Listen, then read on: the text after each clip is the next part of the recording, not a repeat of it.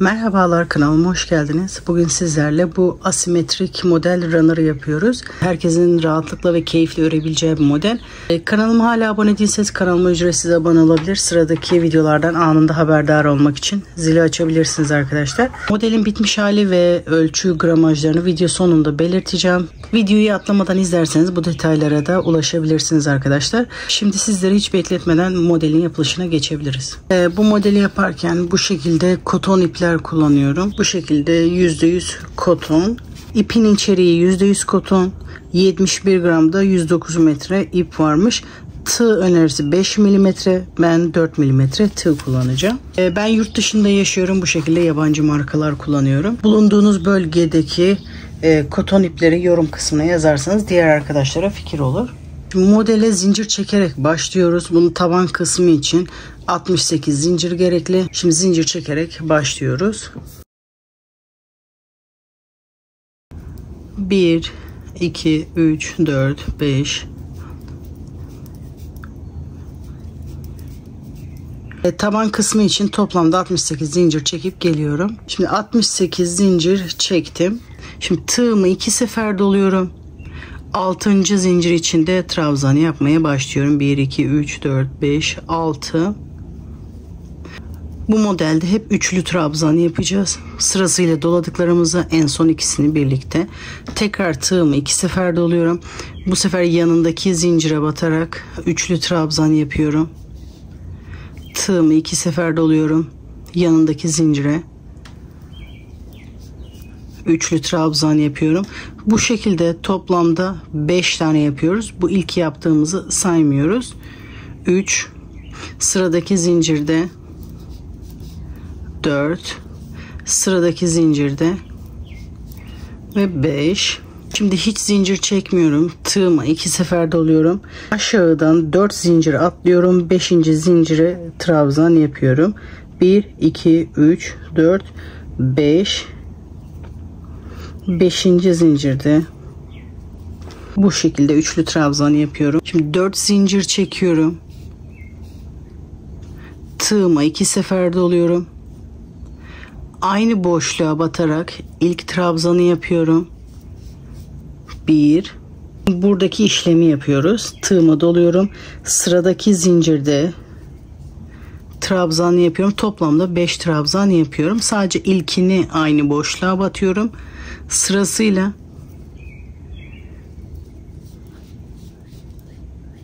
beş trabzan yapıyorum. 4 oldu. Sıradaki zincire batarak 5. trabzanı yapıyorum. Şimdi şuradaki işlemi yapıyoruz. Hiç zincir çekmiyorum. Tığıma 2 sefer doluyorum. 5. zincire trabzan yapıyorum. 1 2 3 4 5. 5. zincirde üçlü trabzanımı yapıyorum. Arada 4 zincir. Tekrar tığımı doluyorum.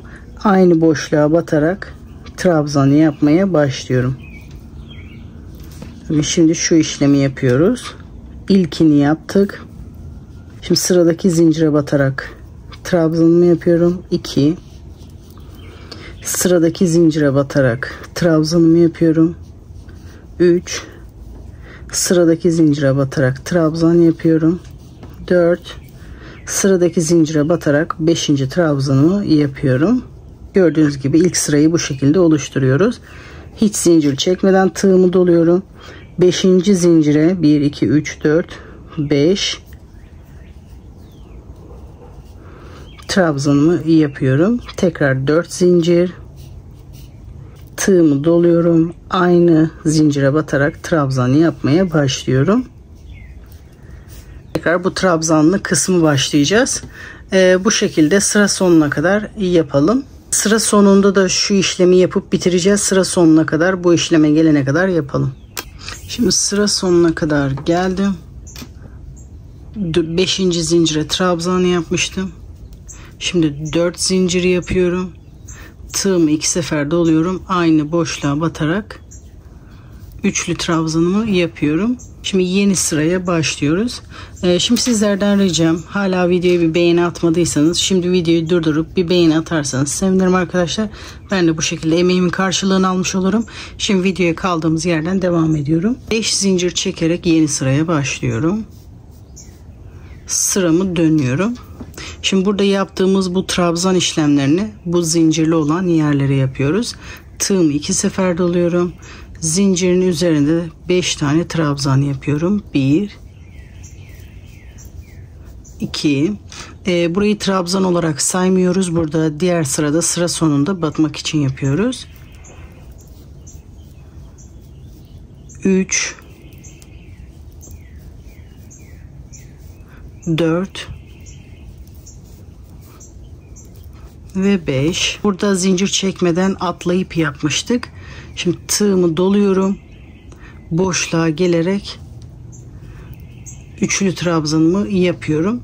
Burada yaptığımız işlemi bu şekilde yapıyoruz. Şimdi 4 zincir, tığımı doluyorum. Tekrar aynı boşluktan 5 trabzan yapıyorum. 1 2 3 4 ve 5.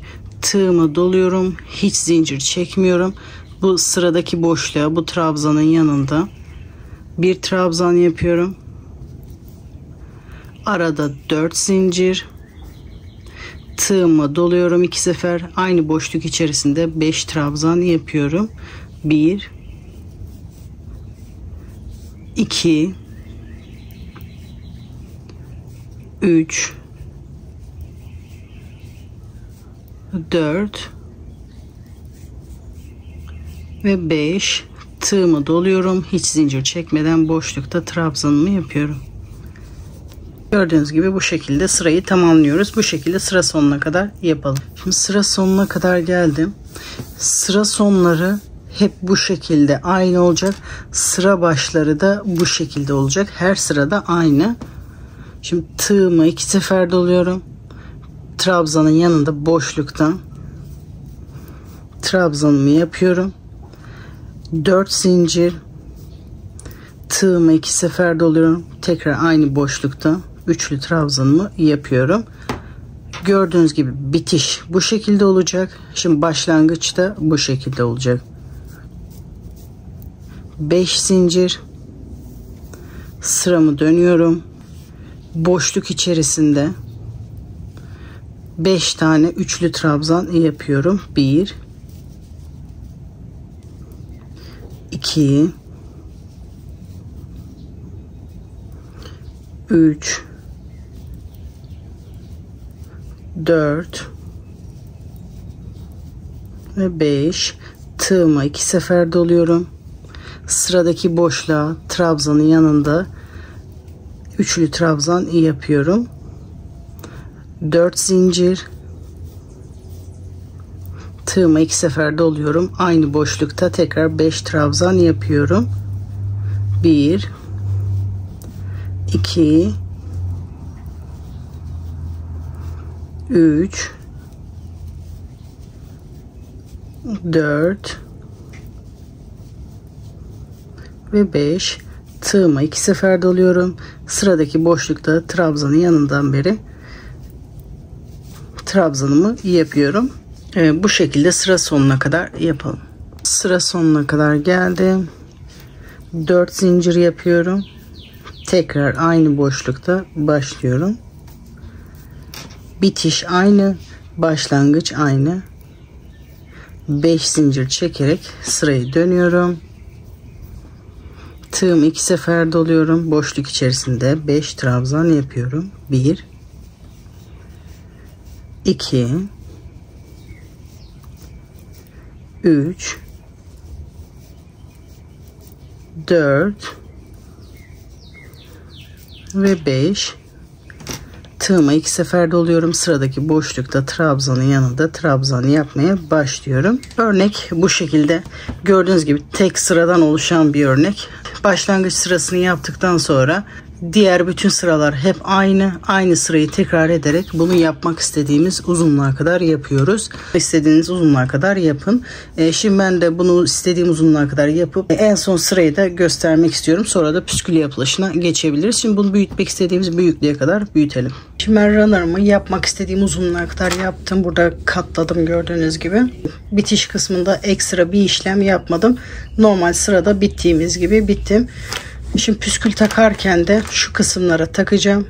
Buraya bakın, bu sık iğne olan yerlere takacağım.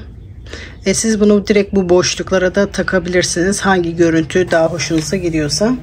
Şimdi püskül yapılışına geçebiliriz. Püskül yapılışını kısaca göstermek istiyorum. Yaklaşık 40 santim uzunluğunda 2 adet ip hazırlıyorum. Elimize sararak yapacağız. Elimize her sardığımız ip püskülün kalınlığını belirleyecek. Ne kadar ince yaparsanız o kadar az ip gider. Ne kadar kalın yaparsanız o kadar çok ip gider. İlk önce bir 20 taneyi denemek istiyorum. 20 tur sarıyorum. 3, 4, 5, 6, 7, 8, 9, 10, 11, 12, 13, 14, 15, 16, 17, 18, 19, 20. 20 şu anda benim için ideal. 20 defa sardıktan sonra ipimi kesiyorum. Şimdi ipimin tekini alıyorum.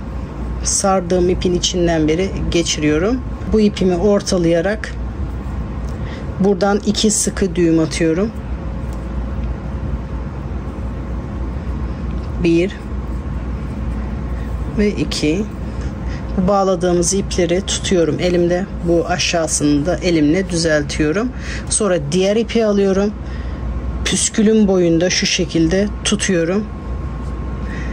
Yukarıdan yaklaşık 1-1,5 santim kadar mesafe bıraktıktan sonra elimi burada hiç bırakmıyorum, ip kaçmasın diye bu sardığım ipi tutuyorum. Bu şekilde ipimizin yettiğince 2, 3 ve 4 tur sararak yapabilirsiniz.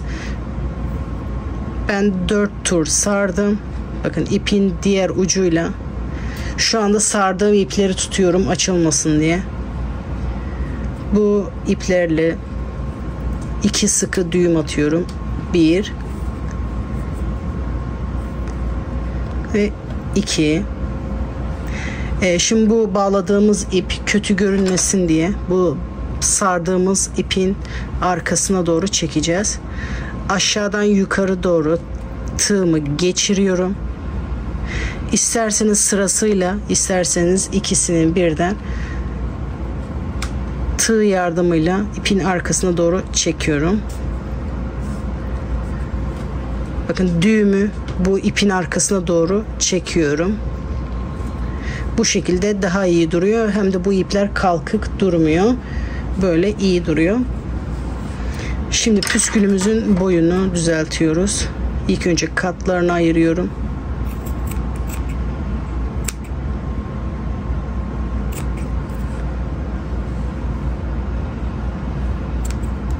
Sonra bütün katlarını ayırdıktan sonra püskülü düzeltiyorum ve boyunu düzeltiyoruz. Hepsi aynı boyda olsun diye.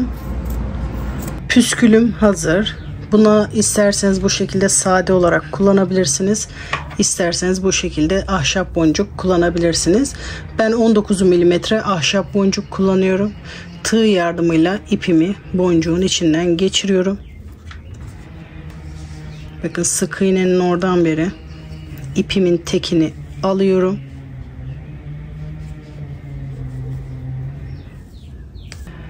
İki sıkı düğüm atıyorum. İpi dilerseniz arkada, dilerseniz de bu şekilde püskülün içinde saklayabilirsiniz. Tığ yardımıyla boncuğun içinden geçiriyorum. Boncuğun iç kısmı darsa bu işlem yapılmakta sıkıntı olabilir. O yüzden arkada da saklayabilirsiniz. Sonra bu sardığımız ipin arkasından beri ipleri içine doğru çekiyorum. Bu şekilde sırasıyla bütün püskülleri takıyorum. Eğer çektiğimiz ip püskülden uzunsa onu da düzeltip kesiyorum. Şimdi sırasıyla bu sık iğne yaptığım yerlere, kenarda buraya, En son burada trabzanın tepesine batarak da bir püskül takarak bitireceğim. Şimdi sırasıyla hepsini takıp size gösteriyorum. Modelin bitmiş hali bu şekilde. Masada böyle duruyor. İsterseniz bu şekilde sarkıtarak, sarkıtmadan da kullanabilirsiniz. Püskülleri yaparken ben tarifini de küçük gösterdim ama ben biraz daha büyük yaptım. Yapacak olan arkadaşlar püskül kısmını biraz daha küçük yaparsa daha iyi olur. Çünkü ağırlık yaptığı için runner aşağı doğru çekiyor. O yüzden çok sarkıtmadım. İsterseniz bu tarz püskül, isterseniz hafif püsküllerde kullanabilirsiniz. Gördüğünüz gibi masada çok şık duruyor. Runner'ımın boyu 1.65, eni 31 santim. Püsküller hariç bu runner'a yaklaşık 300 metre kadar ip gitti. Bunu yaparken istediğiniz ipleri kullanabilirsiniz. Modelin yapılışı bu kadar. Bu modeli daha geniş de çalışabilirsiniz. Ben dar çalıştım. Daha geniş yapınca daha güzel duracaktır. Bu örnek çok kolay, çok çabuk ilerliyor. Yapacak arkadaşlar kolay gelsin. Sıradaki videolarda görüşmek üzere.